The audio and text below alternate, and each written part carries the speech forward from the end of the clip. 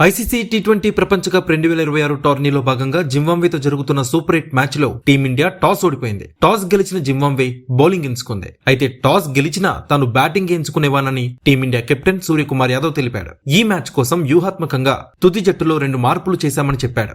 Washington Sundar స్థానంలో Axar Patel, Rinku Singh place లో సంజు శాంసన్ జట్టులోకి వచ్చారని తెలిపాడు. సూర్య మాట్లాడుతూ జింబాబ్వే బౌలింగ్ ఎంచుకోవడం సంతోషంగా ఉంది. ఎందుకంటే మేం ముందుగా బ్యాటింగ్ చేయాలనుకున్నాం.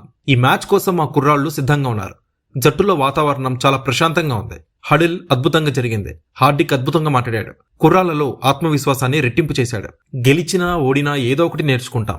గత మ్యాచ్లో ఏం జరిగిందో మర్చిపోండని చెప్పాడు సూర్య. జట్టులో 2 మార్పులున్నాయి. ఇక ఈ టోర్నీలో ప్రత్యర్థి జట్లు తెలివిగా పవర్ ప్లేలో ఎడమ చేతి వాటం బ్యాటర్లు ఇషాన్, అభిషేక్, తిలక్లకి ఆఫ్ స్పిన్నర్స్ తో బౌలింగ్ చేయించడం ద్వారా పరుగులు చేయకుండా కట్టడి చేస్తున్నారు. కుడి చేతి వాటం బ్యాటర్స్ అయిన సామ్సన్ ని తీసుకోవడం ద్వారా ఈ సమస్యని అధిగమించవచ్చని టీమిండియా మేనేజ్మెంట్ భావిస్తోంది.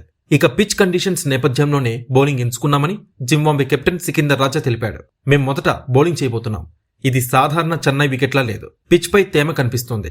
అందుకే మా పేసర్లకి మంచి అవకాశం ఇవ్వాలి అనుకుంటున్నాం.